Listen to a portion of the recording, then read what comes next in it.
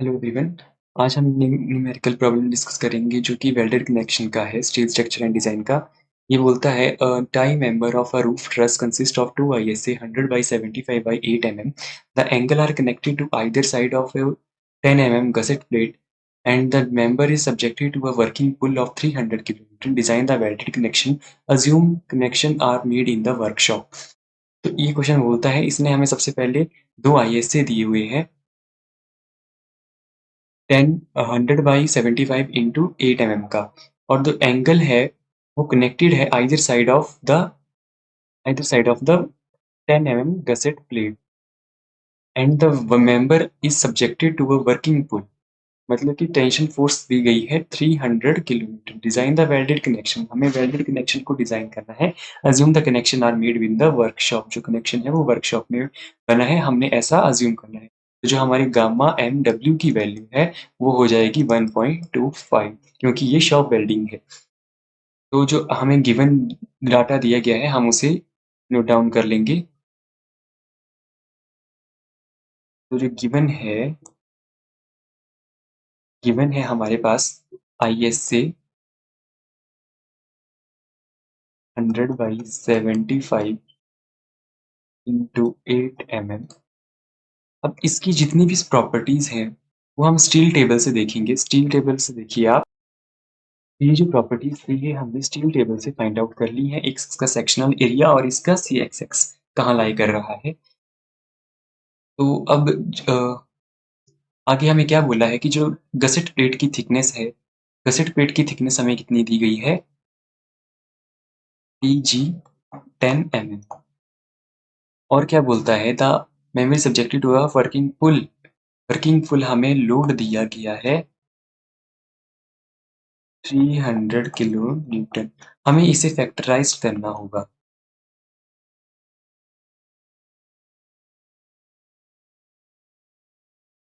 Factorise load क्या हो जाएगा, हमें इसे 1.5 से मल्टीप्लाई करना होगा। तो ये आ जाएगा हमारा 450 किलो न्यूटन। अब हमें क्या बोला गया है कि ये जो है ये कहाँ पे है, शॉप वेल्डेड है।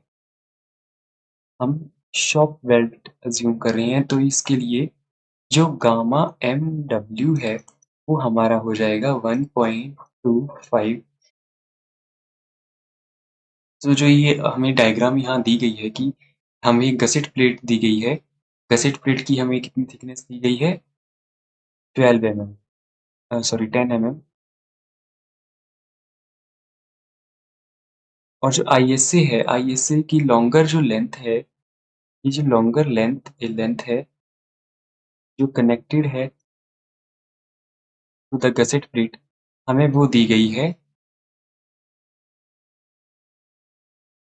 100 mm। और जो थिकनेस है, थिकनेस हमें कितनी दी गई है, थिकनेस है हमारी 8 mm। और इसकी थिकनेस 8 mm है। और क्या है, जो CXX है, CXX यहाँ लाई करेगा।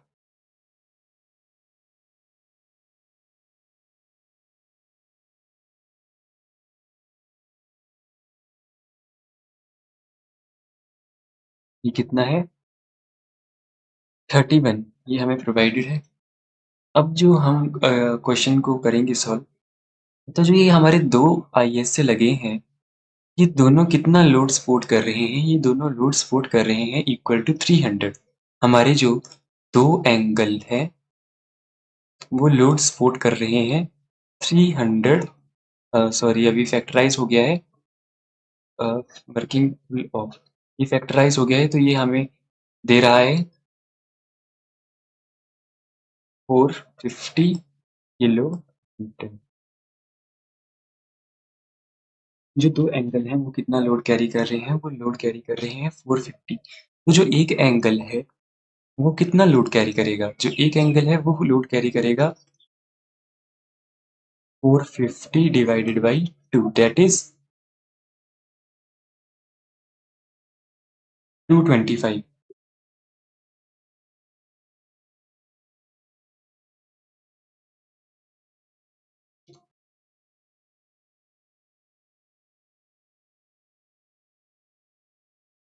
तो जब ये 225 किलो न्यूटन का लोड है, ये एक एंगल कैरी कर रहा है, तो हम एक एंगल के लिए फाइंड आउट करेंगे। उससे हमें, क्योंकि हमें ओवरऑल लेंथ और ओवरलैप लेंथ निकालनी है, हमारा मेन मकसद है ओवरलैप लेंथ निकालने का। तो जो एक के लिए होगा वही दूसरे के लिए होगा। तो चलिए स्टार्ट करते हैं। तो आप देखें, ये डायग्राम में देखें, तो ये जो वेल्ड है, जो एक वेल्ड नीचे प्रोवाइड किया गया है, ये वेल्ड जो है आपको स्ट्रेंथ कितनी दे रहा है, P2 की स्ट्रेंथ दे रहा है। ये जो वेल्ड ट्रांसवर्स है, ये आपको P3 की स्ट्रेंथ दे रहा है, और जो ये वेल्ड है, ये आपको P2 की स्ट्रेंथ दे रहा है। अब जो ये सारे तीनों वेल्ड हैं, ये किसको रेजिस्ट कर रहे हैं? ये रेजिस्ट कर रहे हैं हमारे एक टोटल लोड P को, जो कि एक एंगल का है, जिसे हमने divided by two, load divided by two करके ऑब्टेन किया। ये उस लोड को रेजिस्ट कर रहा है, और ये एक एंगल की बात हो रही है। अगर आप देखें तो जो L1 लेंथ है, वो आपको P1 की स्ट्रेंथ प्रोवाइड कर रही है। L3 की जो लेंथ है, ये जो L3 लेंथ है, ये आपको P3 की रेजिस्टेंस प्रोवाइड कर रही है, P3 रेजिस्टेंस। और L2 जो लेंथ है, वो आपको P2 रेजिस्टेंस प्रोवाइड कर रही है। ये सारी रेजिस्टेंस हेल्प कर रही हैं आपकी P को रेजिस्ट करने के लिए। तो हम स्टार्ट करते हैं डिजाइन से। हम सबसे पहले लिखेंगे साइज ऑफ वेल्ट। हम साइज ऑफ वेल्ट कैसे निकालेंगे? साइज ऑफ वेल्ट, जो साइज ऑफ वेल्ड है, वो आपको मिलेगा क्लॉज 10.5.2.3, क्लॉज 10.5.3। ये क्लॉज आपको बोलता है कि जो आपका एस मिनिमम है, वो उसके लिए आपको टेबल 19 देखना पड़ेगा। टेबल 20 देखिए। टेबल 20 में आपको वैल्यूज दी गई है। थिकर प्लेट की वैल्यूज देखें, आपने थिकर प्लेट की देखनी है क्या वैल्यू है, और उसकी कॉरस्पॉन्डिंग आपको वेल्ड की वेल्ड की वैल्यू पता चल जाएगी। तो हमारी जो थिकर प्लेट है वो है 10। हमारी थिकर प्लेट जो है वो 10 है, और तो 10 है, तो हमारा जो वेल्ड का साइज हो जाएगा वो हो जाएगा 3। एस मिनिमम हो जाएगा 3 mm। फिर हमें क्लॉज 10.5.8.2 में एस मैक्स की वैल्यू दी गई है, जो है 3/4 ऑफ टी मिनिमम। तो 3/4 ऑफ टी मिनिमम क्या हो जाएगा? 8 हो जाएगी। 4 1 4, 4 2 8, तो ये आ जाएगा 6 mm।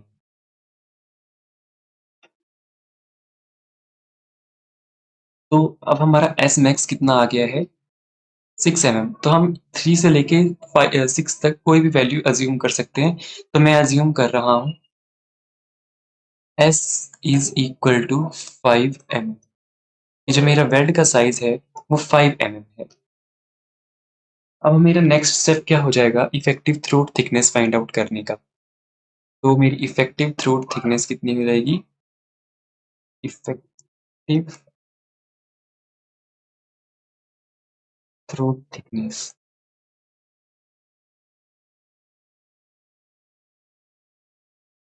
इफेक्टिव थ्रोट थिकनेस का फॉर्मूला आपको क्लॉज में दिया गया है। क्लॉज 10.5.3.2, 10.5.3.2। इसमें आपको अज्यूम करना पड़ेगा, एक टेबल दिया गया है, अज्यूम करना पड़ेगा आपको थीटा की वैल्यू। हम अज्यूम करते हैं कि थीटा जो है वो 90 डिग्री है, तो जो के की वैल्यू है आपकी कितनी हो जाएगी? 0.7। और जो इफेक्टिव थ्रोट थिकनेस है उसकी वैल्यू क्या होती है? के इंटू एस। के आपका कितना आ गया? 0.7, और एस आपका कितना है? 5 mm। तो 0.7 इंटू 5 कितना हो जाएगा? 3.5। ये आपकी क्या हो गई? थ्रोट थिकनेस हो गई।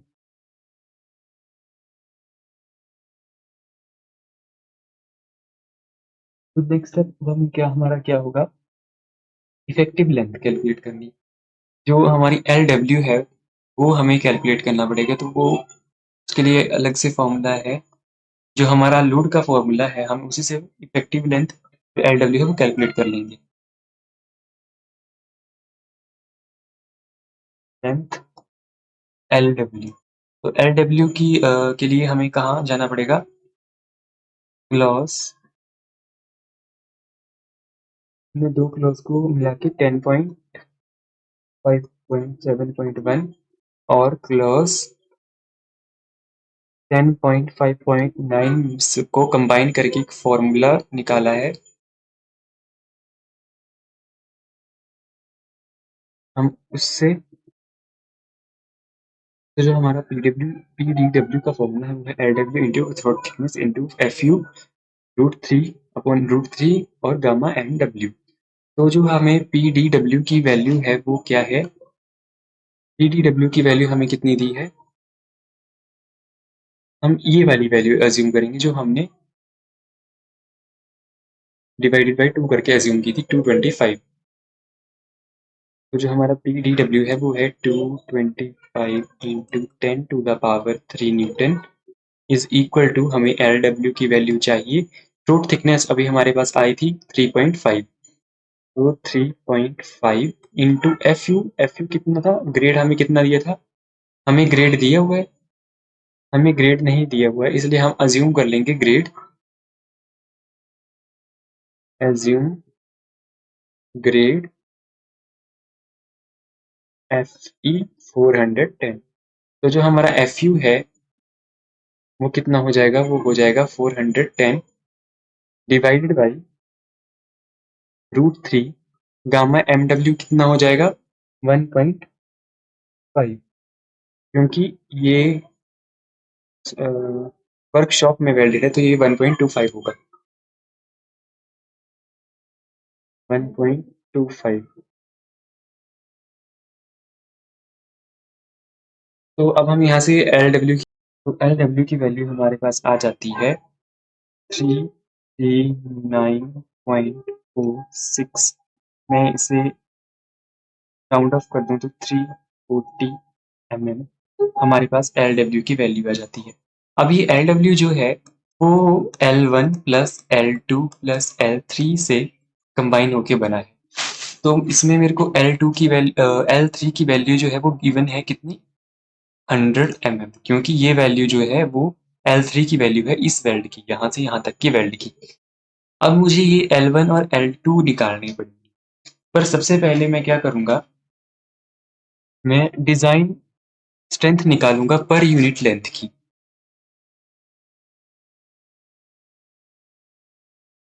तो मेरा अगला स्टेप क्या हो जाएगा? Design strength of per unit length. तो ये कैसे, इसको मैं डिनोट करूँगा PDW पर mm। तो ये कैसे आएगा मेरे पास? मुझे इसमें LW की जगह क्या पुट करना पड़ेगा? LW की जगह मैं 1 पुट कर दूंगा, तो PDW पर mm मेरे आएगा LW 1 इंटू थ्रोट थिकनेस मेरी 3.5 है और 410 FU है, √3 इंटू गामा MW 1.25। तो ये मेरे पास आती है value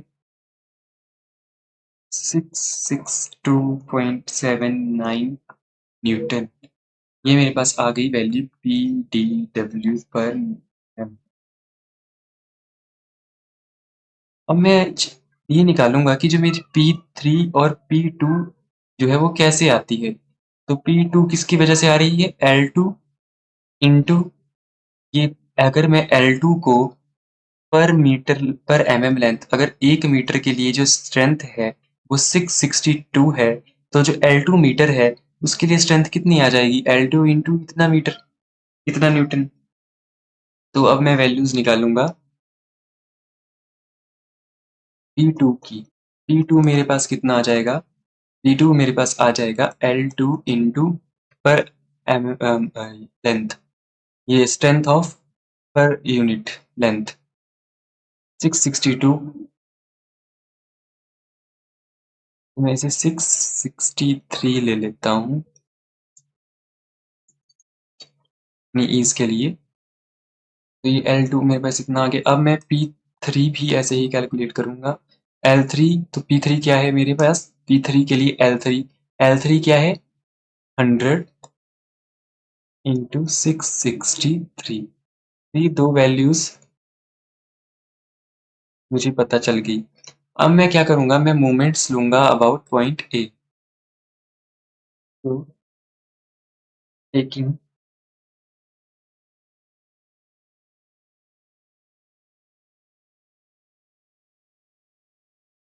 about point A, summation of moment is equal to 0। तो अगर ये देखिए ये हमारा पॉइंट ए है, तो जब मैं यहाँ से देखूंगा फोर्स इनटू परपेंडिकुलर डिस्टेंस, तो इस फोर्स की इस पॉइंट से कितनी परपेंडिकुलर डिस्टेंस है 0। तो P1 फोर्स की ए से डिस्टेंस है 0, प्लस जो मेरा P2 है, P3 है, P3 की डिस्टेंस है, P3 फोर्स की डिस्टेंस कितनी है यहाँ से पॉइंट ए से, P3 डिस्टेंस है इसके हाफ पर, इस लेंथ, ये जो वेल्ड की लेंथ है इसके हाफ तक। तो ये वेल्ड कितने का है, ये वेल्ड है 80 का और डिवाइडेड बाई 2 प्लस P2 जो फोर्स है वो कहाँ से लग रही है, P2 फोर्स लग रही है यहाँ से यहाँ तक की डिस्टेंस कितनी है इसकी, सॉरी 80 नहीं आएगा यहाँ पे 100। P2 फोर्स 100 पे लग रही है। और एक और फोर्स है यहाँ पे, एक P फोर्स, ये सेंटर ऑफ ग्रेविटी के ऊपर लग रही है। ये कितनी, इसकी डिस्टेंस कितनी है CXX। तो ये माइनस में आएगी, P की क्या वैल्यू, P इंटू 100 माइनस, ये अगर ये पूरा 100 है, ये पूरा 100 है, तो 100 में से मुझे ये डिस्टेंस पता चल जाएगी। ये मुझे ये डिस्टेंस चाहिए। ये डिस्टेंस कैसे आएगी, 100 माइनस CXX। तो मुझे ये वैल्यू मिल जाएगी इज इक्वल टू 0। तभी समेशन ऑफ मोमेंट ये होगा। तब ये तो पूरी टर्म 0 में चली जाएगी। अब P3 की वैल्यू जो है वो मैं यहाँ से उठाऊंगा। P3 की वैल्यू है 100 into 663, 100 into 663 into 100 divided by 2 plus P2 कितनी है, P2 है L2 into P2 L into 663 into 100, और ये माइनस में होगी। P कितनी है हमारी, P लोड कितना है, हम कितना एज्यूम कर रहे हैं 225, शायद हमारा लोड है 225 kilo Newton, minus 225 into 10⁻³ Newton, और इंटू 100 माइनस CXX कितना था 31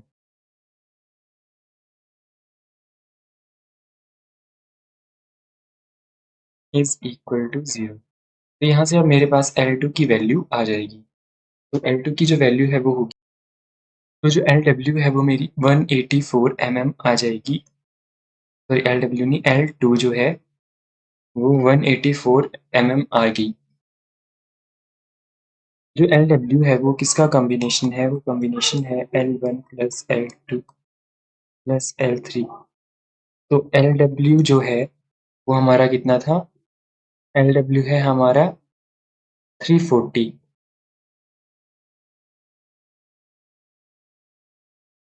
L1 कितना है, L1 हम फाइंड आउट करेंगे। L2 कितना है, L2 हमारे पास अभी आया 184, और L3 जो है, L3 हमारा है 100 mm। तो यहाँ से मेरे पास L1 की वैल्यू निकल जाएगी L1 की वैल्यू आएगी, L1 की आएगी 56 mm। तो जो हमारी ओवरलैप लेंथ है वो ओवरलैप लेंथ कितनी होगी? ओवरलैप लेंथ यहाँ से लेके यहाँ तक जो है ये हमारी ओवरलैप लेंथ है। तो ये किसकी इक्वल हो जाएगी? L2 की इक्वल। ओवरलैप आपका हो जाएगा L2 की इक्वल 184 mm। और जो ओवरऑल है एट वन साइड, ओवरऑल कितनी हो जाएगी आपकी? 340 प्लस आप अगर यहाँ पे एंड रिटर्न्स दे रहे हैं 2s का, एक एंड रिटर्न आप ऐसे यहाँ 2s का दे रहे हैं, तो आपके पास कितने हो गए? 2s प्लस 2s, जो कि मेरे पास आता है, मैंने वेल्ड चूज कितने का किया था? 5 mm का, 5 mm का वेल्ड चूज किया था। तो 2 इंटू 5 प्लस 2 इंटू 5, तो ये हो जाएगा 340 प्लस 20 60 mm। ये आपका वन साइड का ओवर ऑल हो गई। अब ओवरऑल एट बोथ साइड,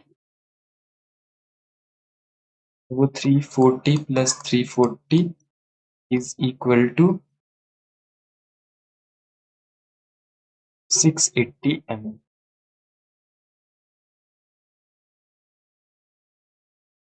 सो यही था आपका वेल्ड जो आपने डिजाइन कर लिया। आपकी L1 जो थी, L1 जो लेंथ थी आपकी आ गई थी 56, ये आपकी 56 है। L3 जो है आपकी 100 mm है, और जो L2 आपकी आई है वो आई है 180। So thank you for watching.